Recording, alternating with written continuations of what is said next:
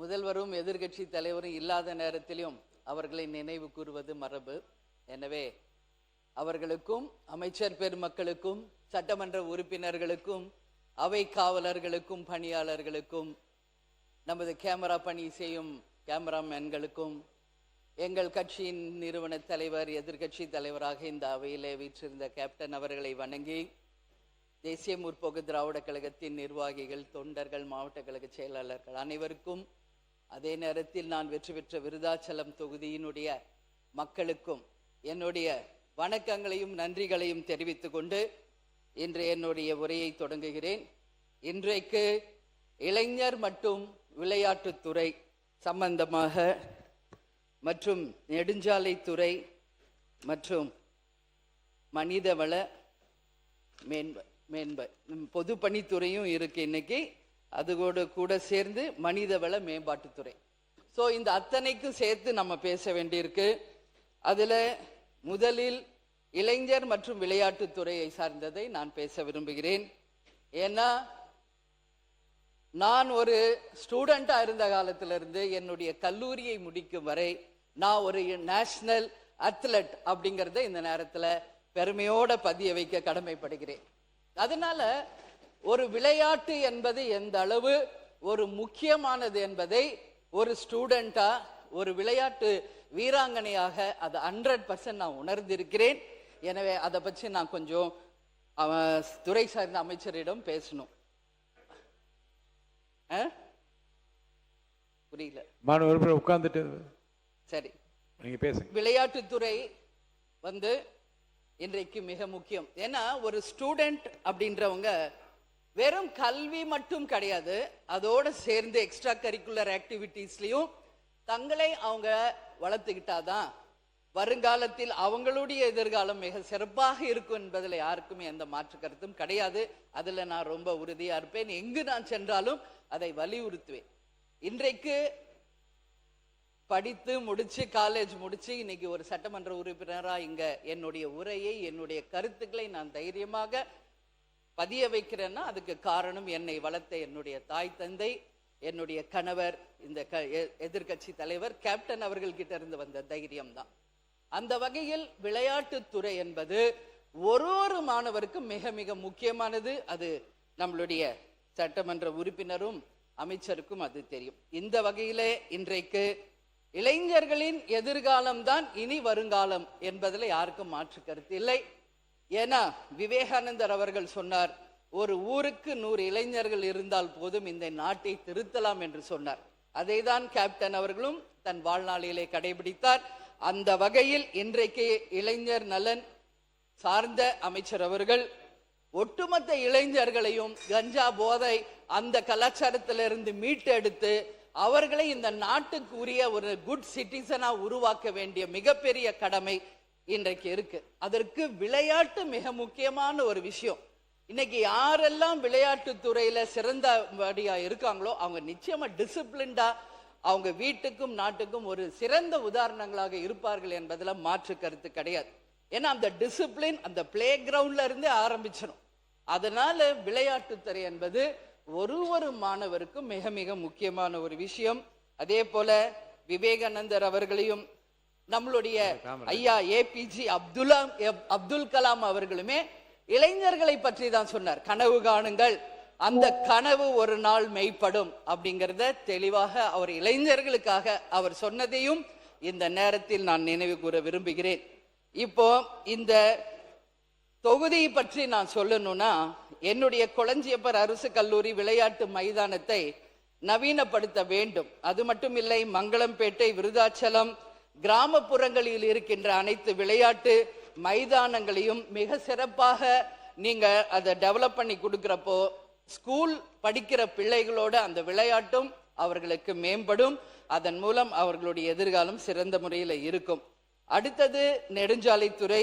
விருதாச்சலம் தொகுதியில தொட்டிக்குப்பம், சின்னப்பொரூர் இணைப்பு சாலைகள், தார் சாலை மற்றும் ஓடையில் சிறுபாலம் அமைத்து அரசு கட்டித்தர முன்வர வேண்டும்.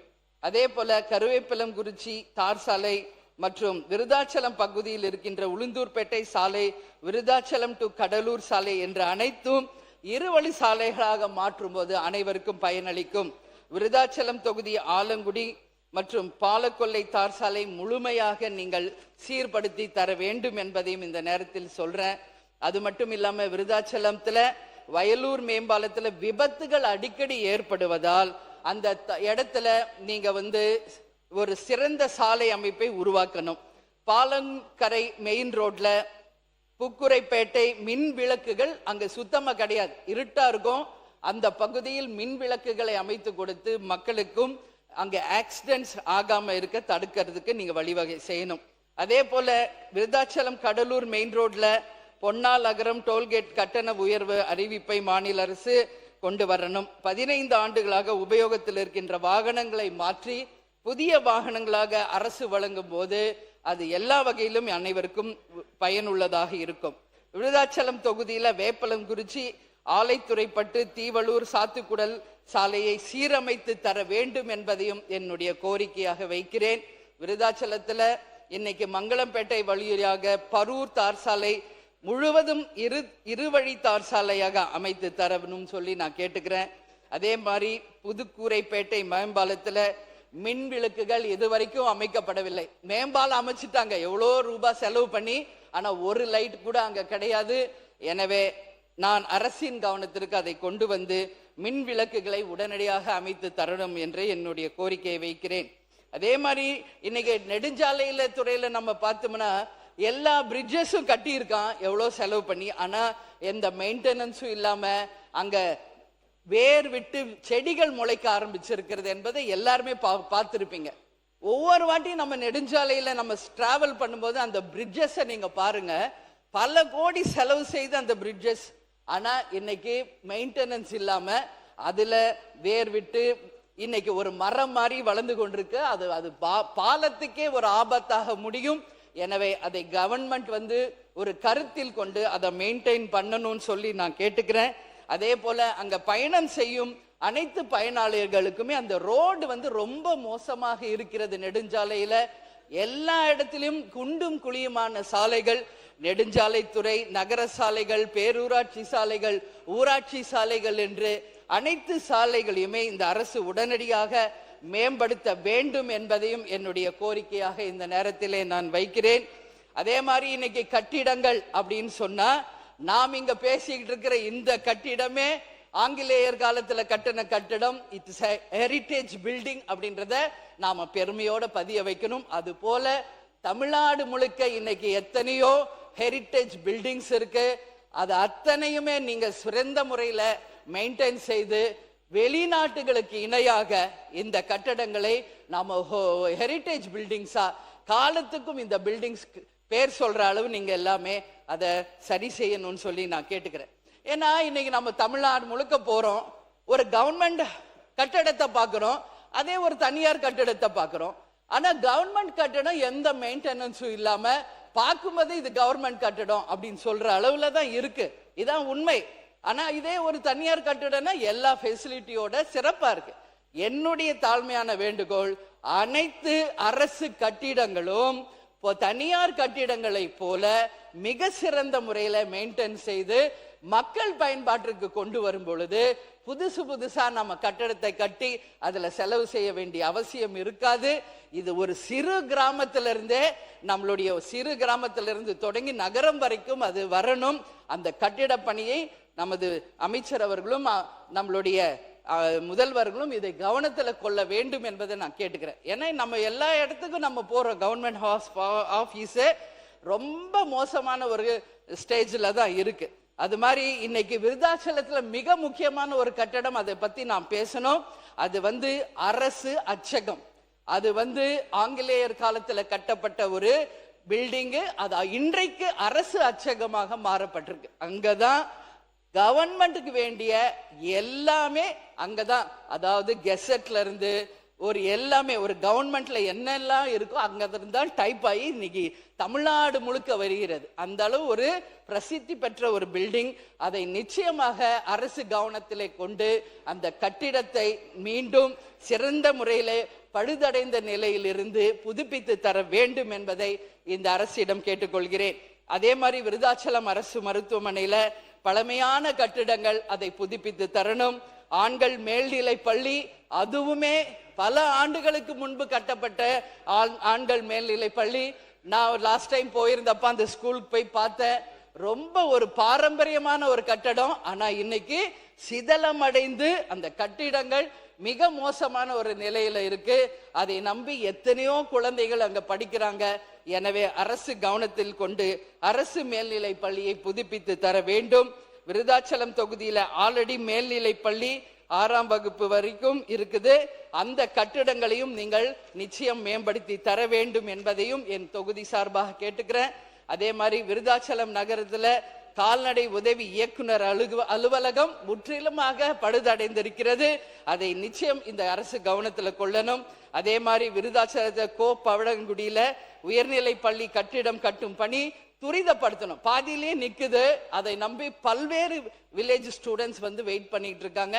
அதை முடித்து கொடுத்தால் அந்த மாணவர்களுக்கு ஏதுவாக இருக்கும். அதே போல விருதாச்சலம் தொகுதிக்கு உட்பட்ட நல்லூர் மேற்கு ஒன்றியம் சேதுவராயன் குப்பம் 2 நிமிஷம் முடிச்சிடங்க. சுகாதாரத்துறை நிலையம் வந்து பழுதடைந்து கட்டிடம் புதுப்பித்து தர ஆவண செய்யணும். இன்னைக்கு எல்லா கவர்மெண்ட் பில்டிங்ஸையும் இந்த அரசு கருத்தில் கொண்டு அதை எல்லாம் நீங்க சிறந்த முறையில பணியாற்றி அதை சிறப்பிக்கணும்னு சொல்லி நான் கேட்டுக்கிறேன். நெடுஞ்சாலைத்துறையின் கீழே பணியாற்றி வரும் சாலை பணியாளர்கள் நீண்ட கால கோரிக்கைகளை வைத்து மாம்பட்டத்தின் கவனத்திற்கு கொண்டு வர விரும்புகிறேன். இந்த நேரத்தில் சாலை பணியாளர்கள் சார்பாக தமிழ்நாட்டில் சாலைகள், பாலங்கள் மற்றும் பொதுமக்களின் பாதுகாப்பை உறுதி செய்வதில் சாலை பணியாளர் பங்கு மிக முக்கியமானது. அவங்க வெயில் மழை எதையும் பார்க்காம வேலை பார்க்கறாங்க. அவர்களுக்கு உரிய அனைத்து கோரிக்கைகளையும் அரசு நிறைவேற்றணும் சொல்லி நான் கேட்டுக்கிறேன். மாத பணி நீக்க காலத்தை பணிக்காலமாக முறைப்படுத்த வேண்டும். அதே போல 41 மாதம் பணி நீக்கம் செய்யப்பட்டிருந்த காலத்தை உயர்நீதிமன்ற தீர்ப்பின் அடிப்படையில பணிக்கால கணக்கிட்டு ஊதியம், பணப்பலன்கள் மற்றும் ஓய்வூதிய பலன்களுக்கு உரிய முறையில் கணக்கில் எடுத்துக்கொள்ள வேண்டும் என்பதையும், உயர்நீதிமன்ற தீர்ப்பு இருந்தும் அது முழுமையாக நடைமுறைப்படுத்தாத நிலை இருப்பதால் அரசு உடனடியாக அதை அரசாணை புதுப்பித்து இந்த பிரச்சனைக்கு தீர்வு காண வேண்டும் என்றும், நெடுஞ்சாலைத்துறையில் காலியாக உள்ள சாலை பணியாளர்கள் பணியிடங்களை உடனடியாக நிரப்ப வேண்டும் என்றும், நெடுஞ்சாலைத்துறையில் சாலை பணியாளர்களுக்கான பணியிடங்கள் அதிக அளவில் காலியாக இருக்கிறது, அதையும் அரசு கருத்தில் கொள்ள வேண்டும் என்று கேட்டுக்கொள்கிறேன். சாலை பராமரிப்பு பணிகளுக்கு தேவையான பணியாளர்களின் எண்ணிக்கையை கருத்தில் கொண்டு உடனடியாக அந்த காலி பணியிடங்களை நீங்கள் நிரப்பணும். அது மட்டுமில்ல, அந்த பற்றாக்குறையை நீக்கி சாலை பணிகளை துரிதமாக்க வேண்டும் என்பதை கேட்டுக்கொள்கிறேன். அதே போல இன்னைக்கு பதவி உயர்வில் 25% வாய்ப்பை தொடர்ந்து வழங்க வேண்டும் சாலை ஆய்வாளர்களுக்கு. அதே மாதிரி பணியாளர்களுக்கு ஆண்டுதோறும் சாலை ஆய்வாளர் பதவிக்கு வழங்க வந்த 25% பதவி உயர்வு வாய்ப்பை தொடர்ந்து நடைமுறைப்படுத்த வேண்டும்.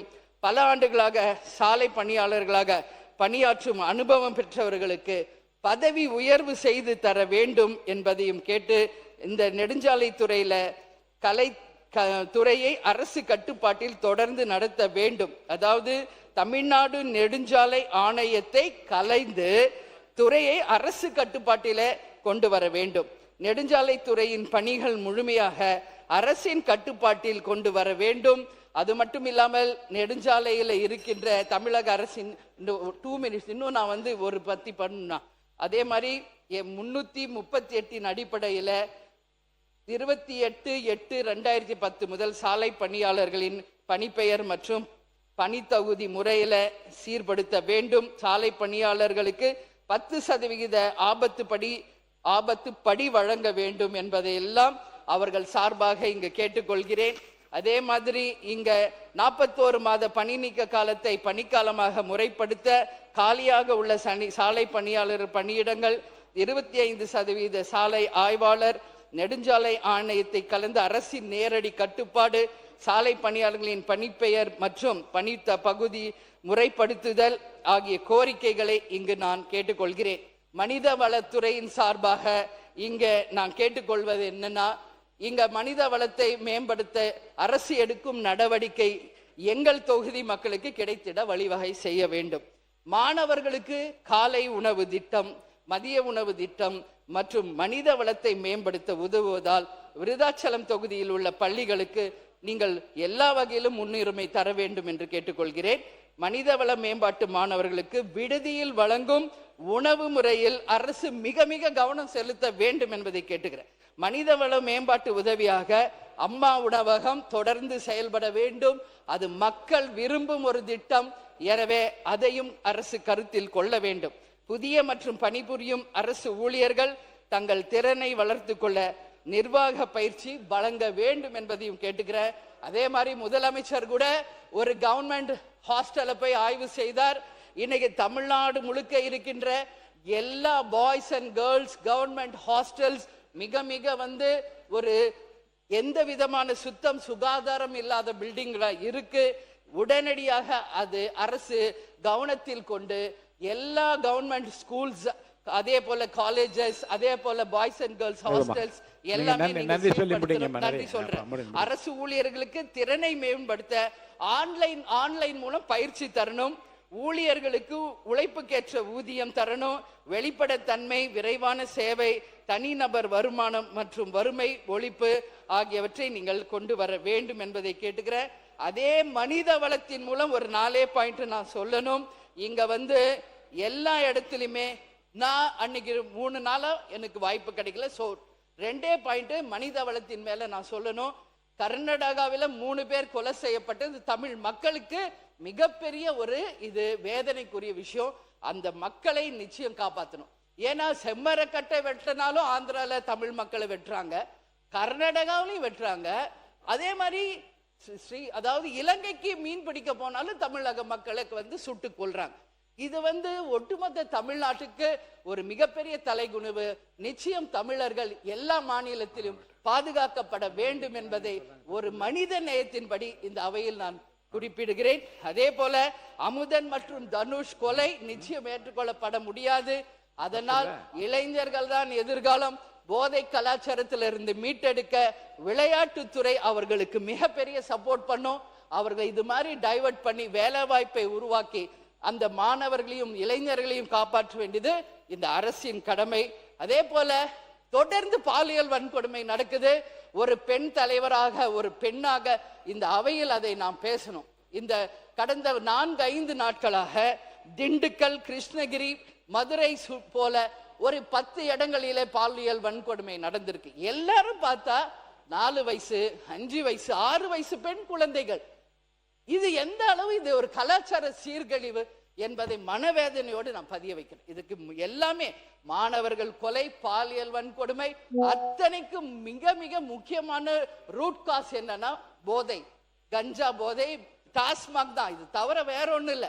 யார் ஒருவர் போதைக்கு அடிமையாகிறாங்களோ மனிதனிலிருந்து மிருகமா மாறிடுறாங்க. அந்த மிருகத்துக்கு எதுவுமே தெரியாது.